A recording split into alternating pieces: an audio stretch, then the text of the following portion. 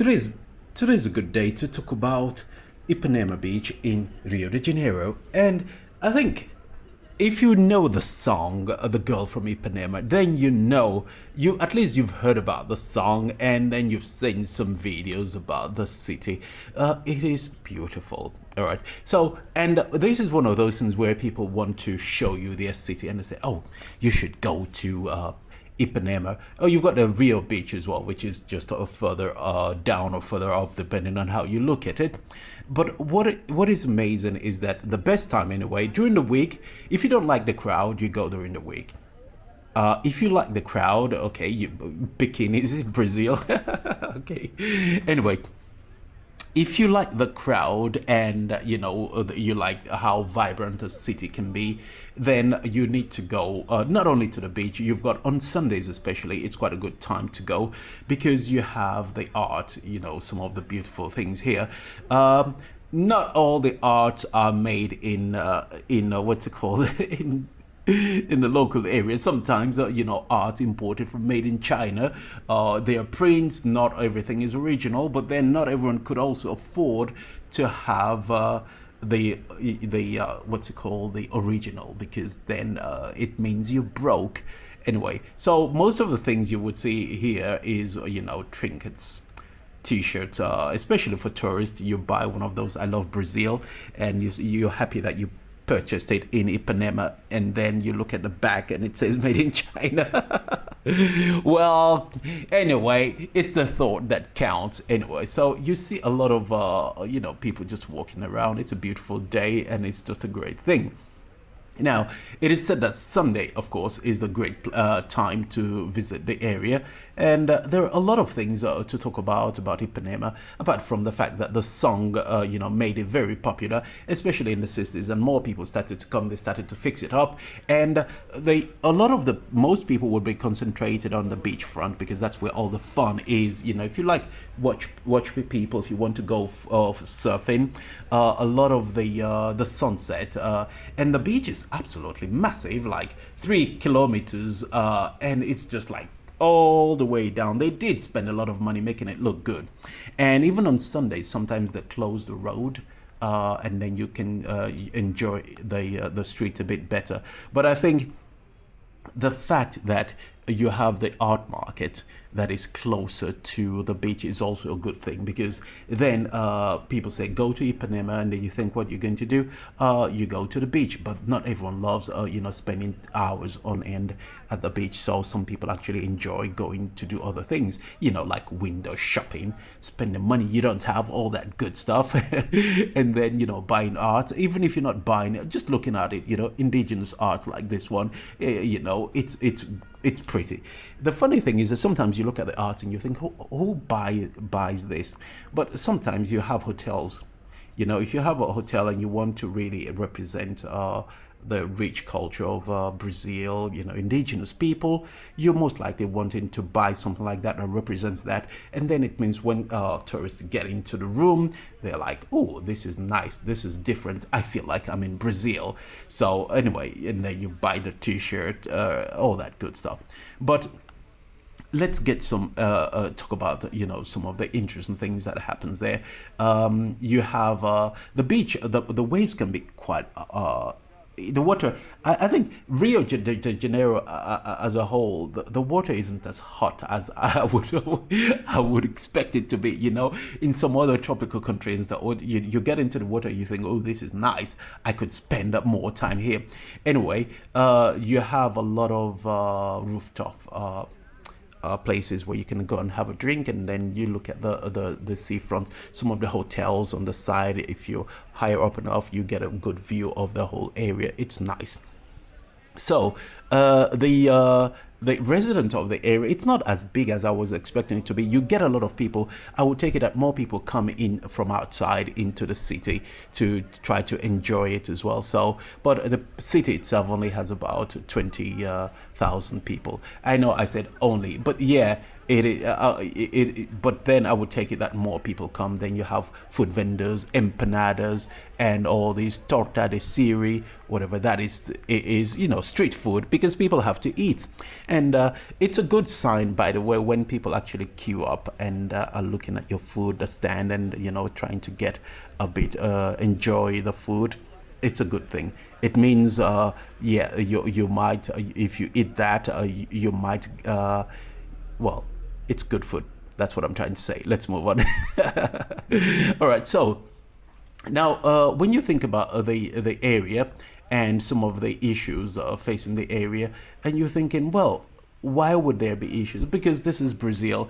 Even Ipanema is one of the more affluent areas, and then if you go further down, you have the favelas, and all that stuff. But it's just part of life. Just similar to where you go to London or Paris, you have the more affluent area. That you have like the middle area that is not bad, but it's not that rich. And then you have the other side where they said if you're a tourist, you don't go there. Even if you're local and you're not from there, it's like don't do it.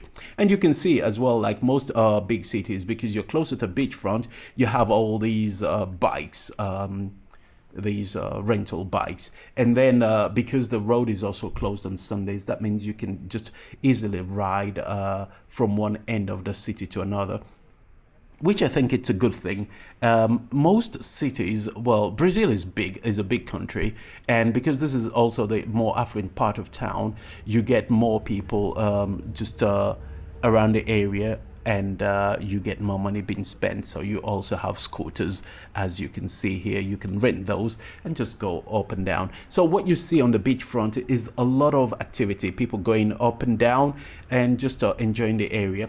And I think it also works, even if you're a Brazilian or you live in the city and you don't have a bike, just renting one when you need it and just going from one end of the beachfront to the other is just a great thing. So as you can see, most of the restaurants, I would take it, this is my take on this, that most restaurants in the beachfront are not really worth it.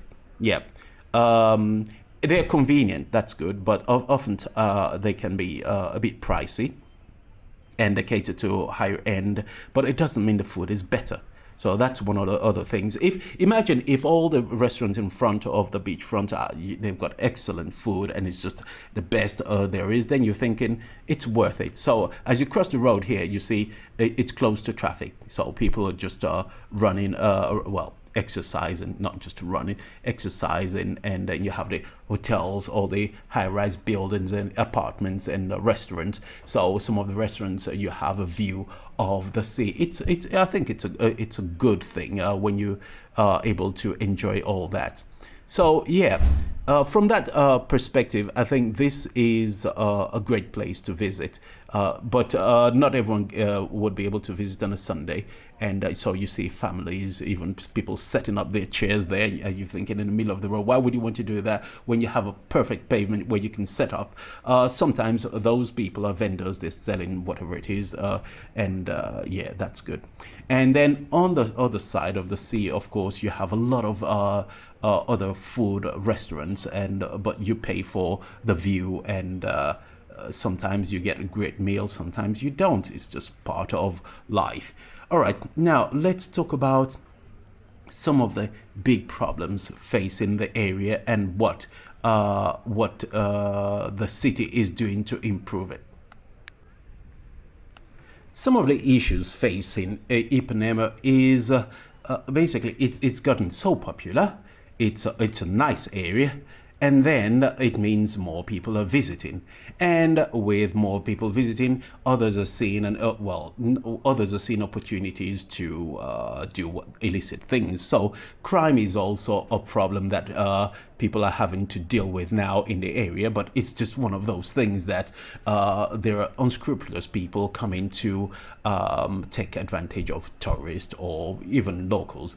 There have been cases of people, you just are there spread out in your on the beach with your bag and wallet on the side, and someone just walks along, picks it up, and just leaves with it. obviously don't you don't see that coming, and before you know it, it's over. You've lost everything, and before you realize it, you call the police. In most of these cases, anyway, most police will be unable to do anything about it. You report it, and they say, well, thoughts and prayers. Yeah, I know it's a terrible thing, but it's just the way things work. Go and ask people who have lost their phones in London. And then other issues facing the area is that more people want, a lot of businesses are now trying to encroach on the beach, and that is why you see people, more stands, and some of these stands don't even have permit to be there. And apparently the city has decided, look, what we're going to do is we're going to put if you have a stand, I mean, look at all the umbrellas, and then you have the stands there. Some of them don't even have the permit. Nice planes flying through, but anyway, they don't have the permit, and then they maybe they have a permit to have I don't know, say 20 square meter of space on the beach, and before you know it, they've gone to 100, and then it's back and forth with the city trying to control what the vendors do.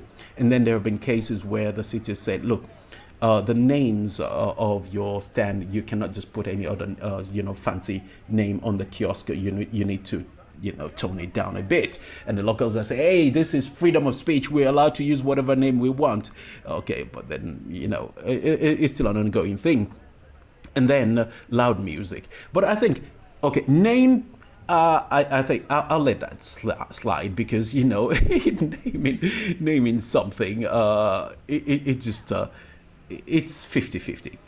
But loud music, I would say, yeah, they have the right to ban that.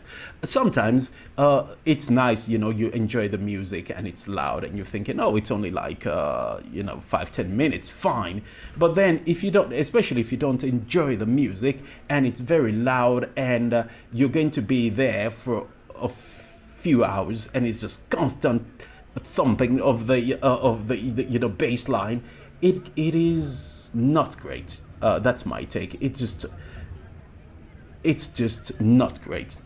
Something I noticed as well, just going off on a tangent here, is that most of the swimsuits they're selling here are bikinis. I'm like, what if you don't want a bikini and you just want a normal, one-piece suit? Is like, don't come to Ipanema then.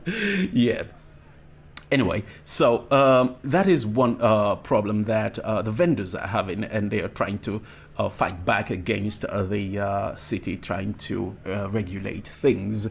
But I think music, loud music, I think I agree with that. And another thing is that some of the city is also facing issues with wastewater that's not properly managed and then being thrown into the sea. And then you come along and say, oh, let me go, this is what's it called, fresh seawater, let me go and take a swim in there, and that is not good. And this is something that has happened a lot in almost the UK. France also has the same thing. For example, the Seine River, they had for years, I don't know, maybe over 50 years, nobody could swim in the river because it was just polluted. And then just before the Olympics, they wanted to do have a water activity, swimming activity there, and people are saying, oh, who's going to swim there? And the mayor of the city said they've been working hard to clean up, and basically all the wastewater coming from the streets and the city should not go directly. It should be treated before going into the Seine River, and they did something about it. And as a publicity stunt, the mayor of the city came, and then she swam in the river for just to prove that, look, it is safe to swim in. Anyway, the event took place. It was okay. You didn't get anyone getting rash or any other thing. So from that perspective, I think it's good. But anyway, that is the problem. Another problem that Rio is facing, where a lot of but this tends to happen like with hotels or big buildings where they don't want to pay for the sanitation and cleaning up of the wastewater, so they just let it flow directly into the river. And here, of course, you see the police presence is also important. But this, you get the same thing in what's the beach in Los Angeles? It's not Venice Beach also has the same thing. They said, look, you need to do something. You need to be careful because in a crowded area, it is often a problem where a lot of people, the good and the bad and the ugly mixes up, and then chaos can ensue. Now you have this artist playing music, someone standing still. Is it a statue or anyway? They're playing music. And that's good, live music, if they're not playing too loud, can be quite fun. I know I said banning music, loud music, but then live music, if it can also be rather annoying if the band just goes all out and the sound engineer just think, oh, I'm going to turn this place into what's it called? I'm going to turn this place into into a nightclub on the day and just all full volume. So that is not, in my opinion, a good thing to do. But anyway, so pollution is another problem that they're dealing with. But the presence of police also means people would behave because if not, it's just going to be not a great thing. So from that perspective, it's good. But as you walk through the beachfront, you see like little vendors. I've always liked the idea of little vendors. Not a big restaurant just taking over the whole sidewalk. But for example, in this case here, I don't know how they were able to get this massive restaurant onto the pavement and then making it taking over everything. But if they're paying taxes, I could understand that. And then if you're paying taxes, you want to do business, and the further away you are, you want to be almost right where the action is. So I can understand that. It's I think it's a good thing to have a mixture of both businesses, local small vendors also getting in on the action, because if you allow the big guys only to do business, then what happens to the small guys who cannot afford to do that? So that is one of the things I think is a good mixture you should have. Anyway, let's move on with other issues facing the area. Now, the air quality. But this, I don't even think this is unique to Ipanema Beach, because most countries, the more development you have, it becomes a problem where people become more successful, move towards the middle class. They have more money, they have access to more wages, and then people want to travel comfortably. Even if you have, like the City of London, for example, they've made it so expensive to own a car, so you might just get your Oyster card and just take the bus. Okay, so you have that.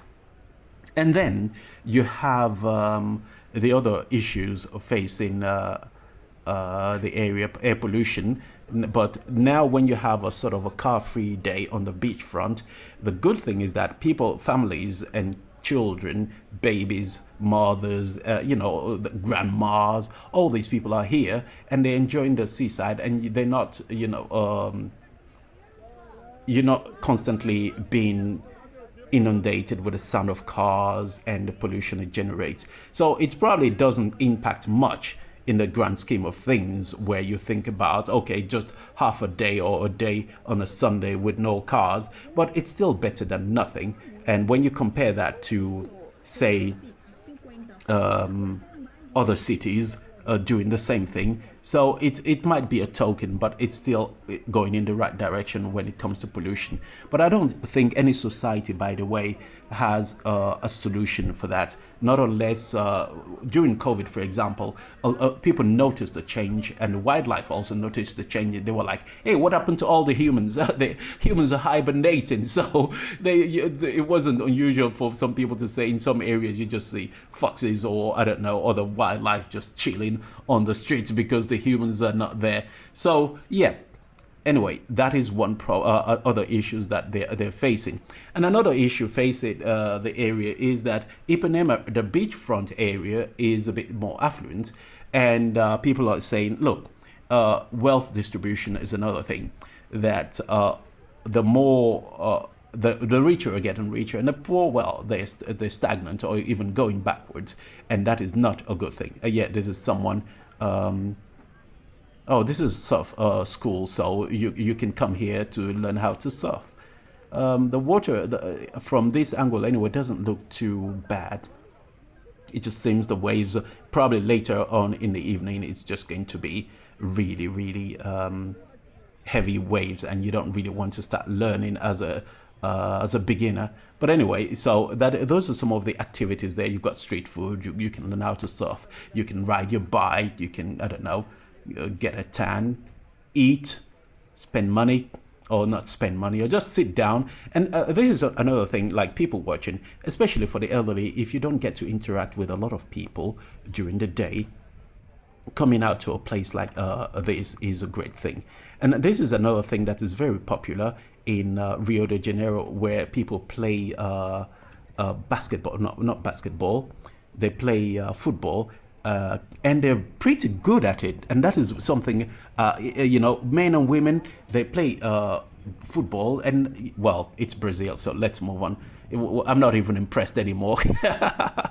If it was in the US, you're thinking, oh, the US is improving. This is great. But if it's Brazilian, you're thinking, this is football is not a sport. Is not a sport here. It's religion. So it's just like this is the best way to get to heaven. Anyway, so you have that those issues as well, and then crime on the rise. Inequality also breeds that. And another thing that people are complaining about, they want the government, is to improve the infrastructure in the area. So that's another good thing. So yeah, there are a lot of things, good things happening in Rio de Janeiro. There are a lot of activities. The beach is well put together, which attracts a lot of people. And once you attract families, it just makes it a bit more friendly. It makes it a bit more fun for people to come and enjoy the area. Yeah. So I think all in all, it's a very